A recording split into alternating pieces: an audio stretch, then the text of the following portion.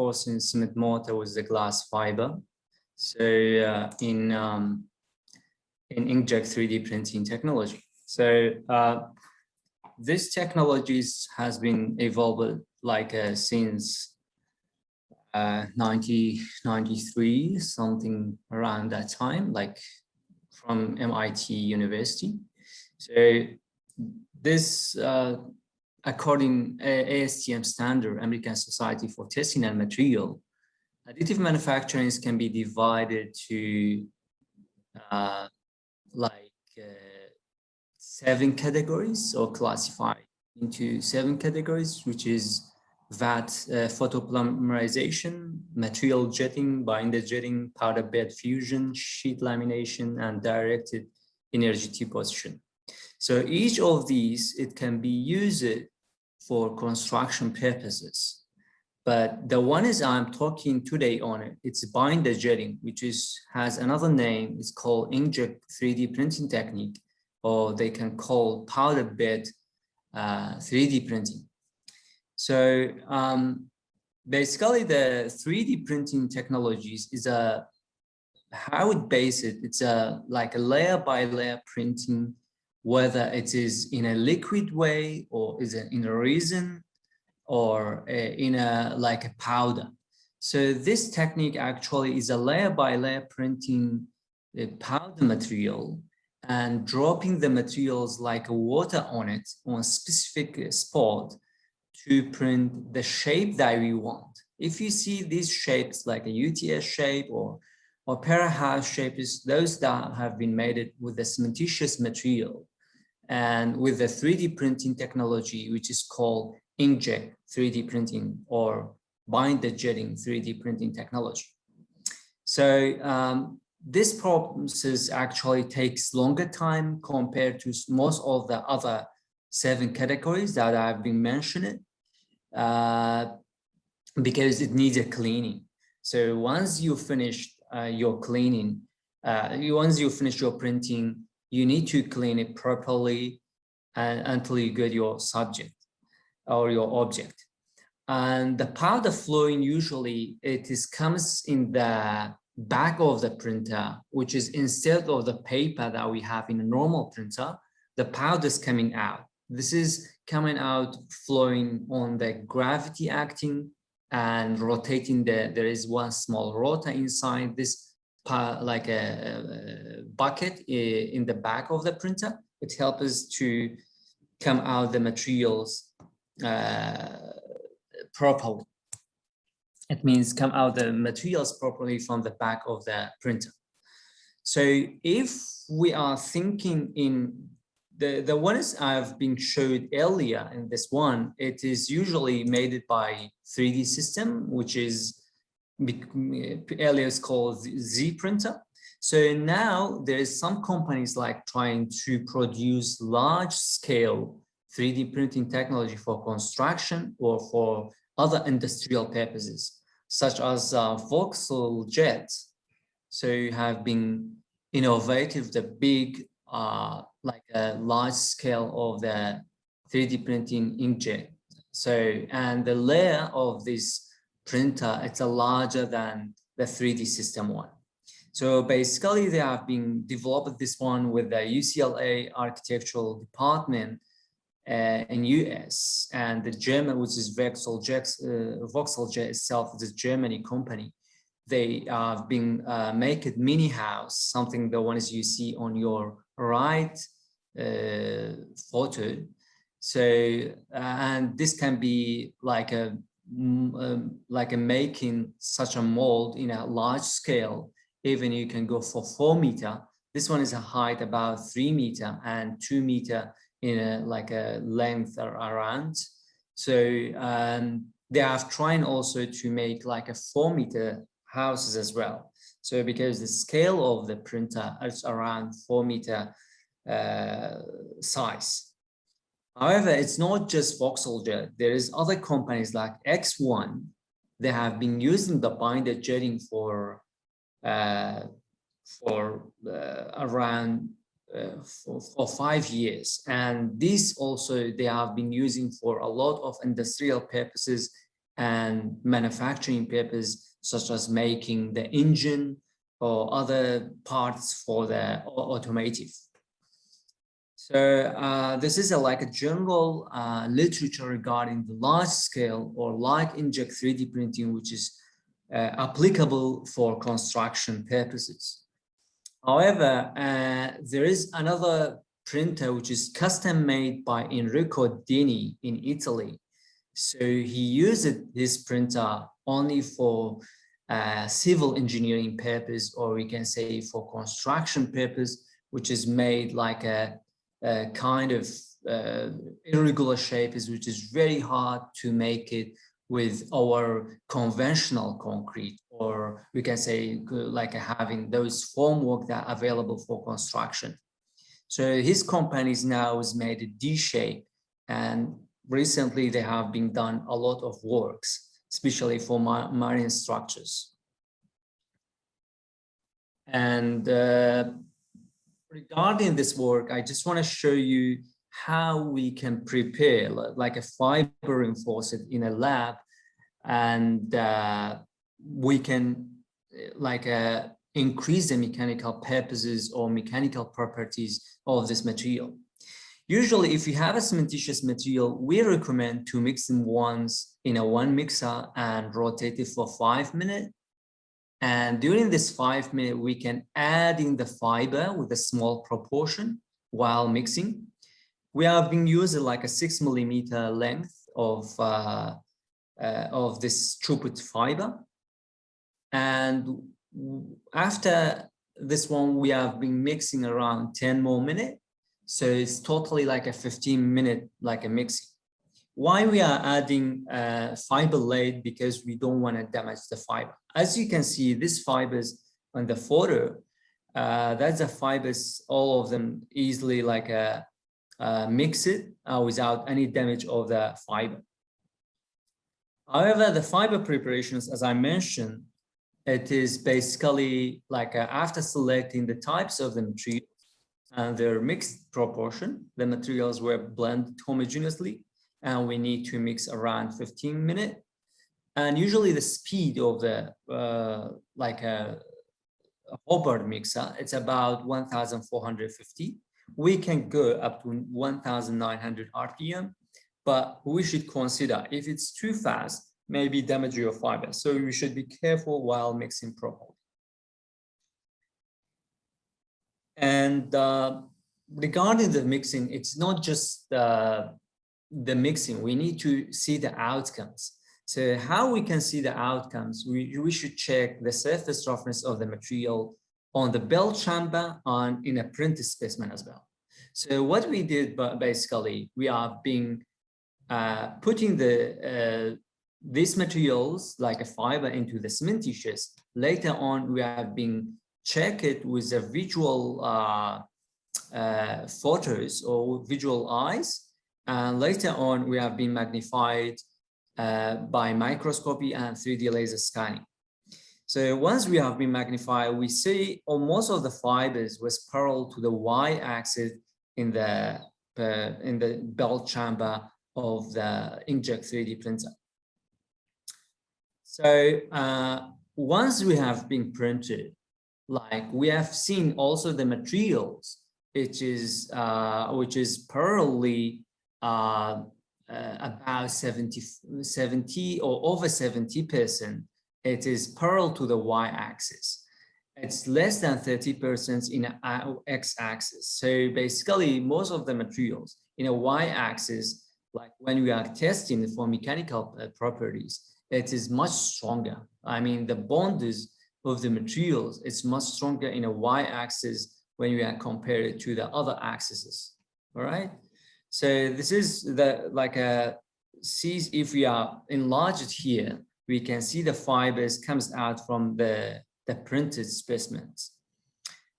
And this test is have been done just for surface roughness. Also, we have been done like a RA. So the RA, which is a surface roughness measurement, we have been using 3D laser scanner to measure how it is look like when we are when we are checking the surface roughness profile. So for the cementitious material with the printed one without glass fiber, we saw about 22.31 like a micron, the surface roughness of the material for the printed specimens without glass fiber. But also we have been checked although the profile of the powder bed CP material, cementitious material on the belt chamber as well. It is very high surface and non-homogeneous as well. But when we have been adding this one can be seen in a 3D dimension. This is just like an extra explanation. You can see in a 3D dimension. But once we have been adding the 1% of this glass fiber from 22.31 micron, it changes to 18.57.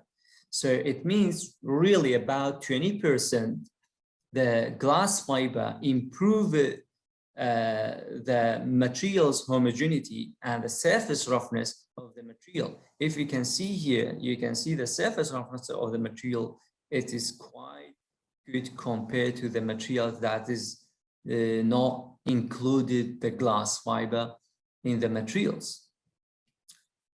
The glass fiber, it's using usually like a reinforced material, which is help us to improve the mechanical properties as well. Here we can see, especially in the compressive, when we have been tested, we got about 37 megapascal. We have been tested similar Q without glass fiber, we got around 25 megapascal, especially in this plane or in this direction, XY direction, because all these materials, when we are printed, they have orthotropic properties. So we have a 3 plane we need to test it on. So we got a different result when we are checking for mechanical properties. However, in a mechanical properties for the printed specimen, for flexural one, we have got that in a flexural as well can be improved, but this improvement it's not really too much compared to the compressive one. So however, in some of them, especially in a lower temperature below like a 70 degrees Celsius, we got very good results with the samples that we don't have a glass fiber.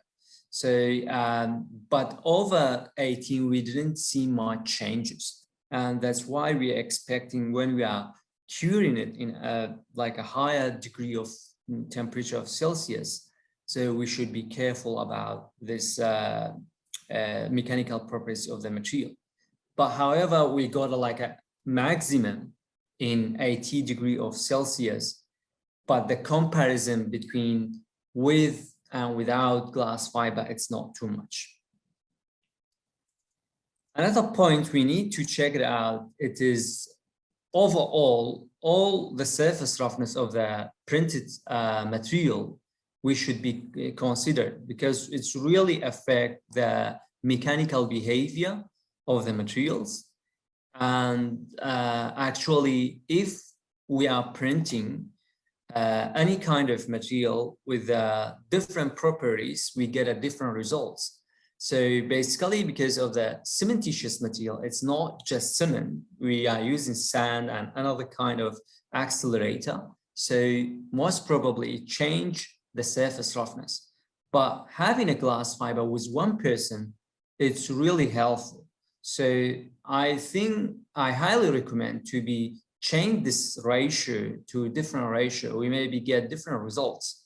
So if we are printing this one, the surface roughness of the printed mortar with the 1% of the glass fiber, we have like a 20% improvement in the surface roughness. Also adding 1% of the glass fiber in compressive things will be improved pretty well by 58%, or we can say around 60%.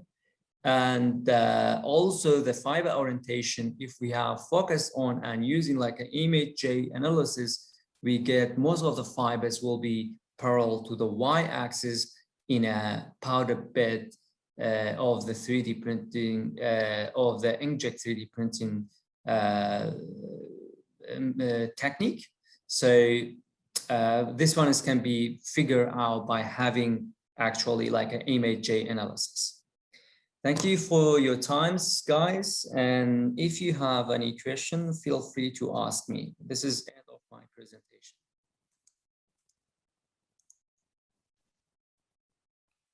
Thank you for that presentation. I do have a question mainly about, I guess, 3D printing times. Yes. As the technology improves, like, you know, we've all been watching 3D printing over the last, I think, decade, and you know, having 3D printers come into the consumer market and people could buy it for home. Would you say the limitation for this would be the size of 3D printers, or the cost, or the time it takes to produce, really? Actually, this is very nice question, Janice, because most of the people was afraid from the cost. But basically, if we don't have competitor, so in a market, if you have a competitor, everything will be reduced down.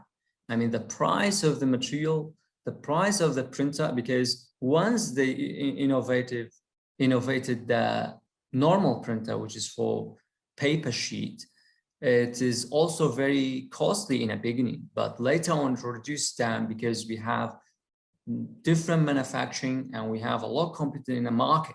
So at the moment, I agree. So the printers will be expensive, but when we have more industry trying to develop or to make different printers, so of course, these printers will be reduced down, and this technology, actually inkjet 3D printing technology, it is awesome to be printing as a prefabricated, I mean, like a precast members, for example, like a precast houses, precast member like a beams, columns, slabs, or staircases, stuff like that. It's pretty awesome to start with this stuff, and I'm sure we'll be reducing down the costs by having too many like companies trying to develop this printer.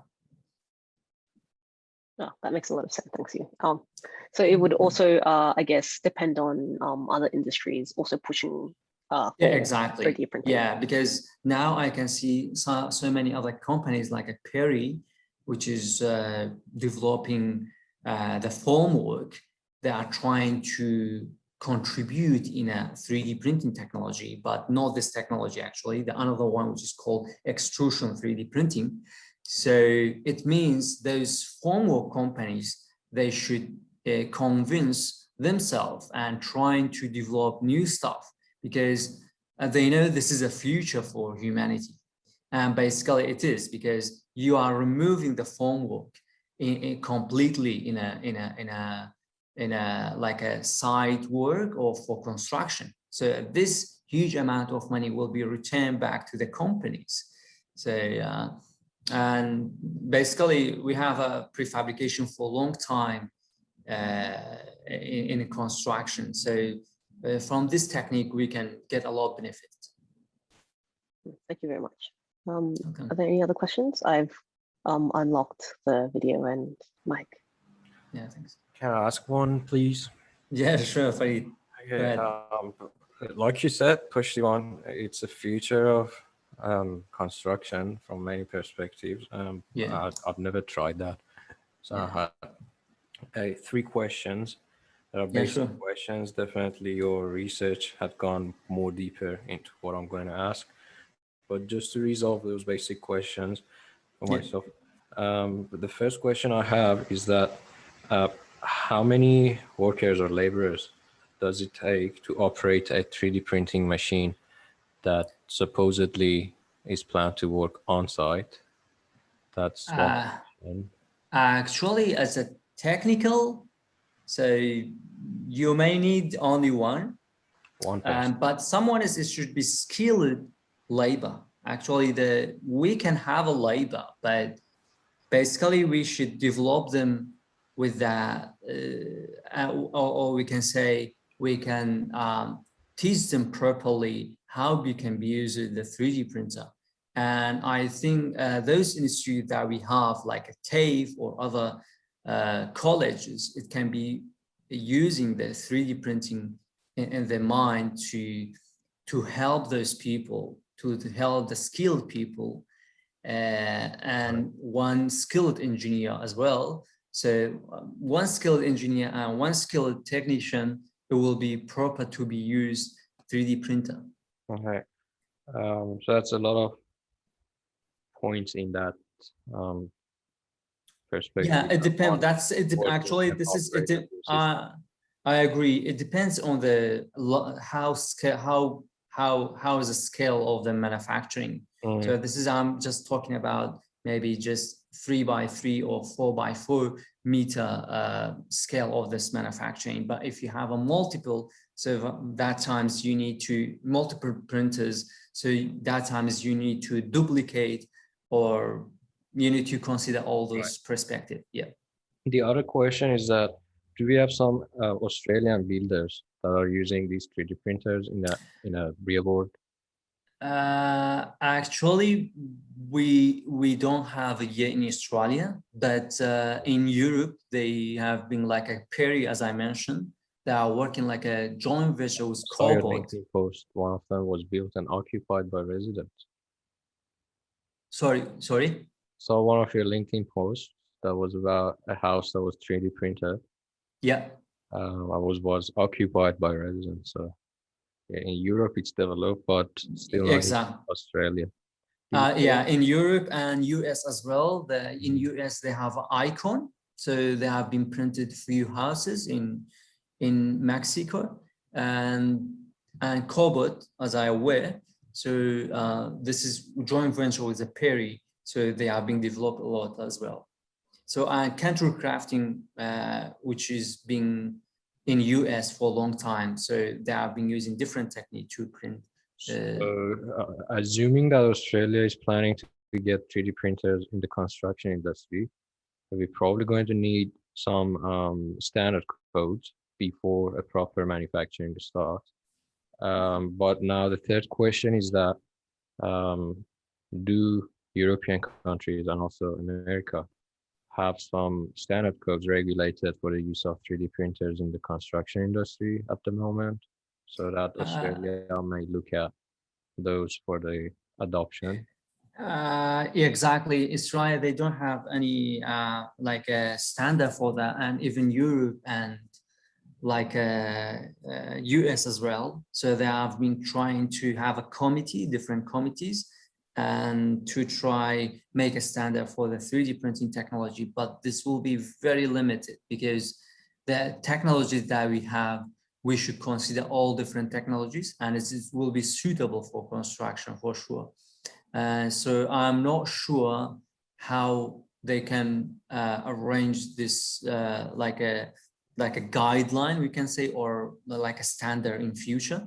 So, but I'm aware like there is a different committees like ASTM as well.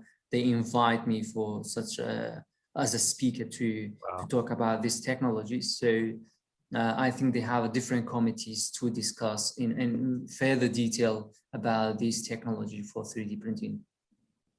Awesome. Thank you so much. You're welcome, Fareed.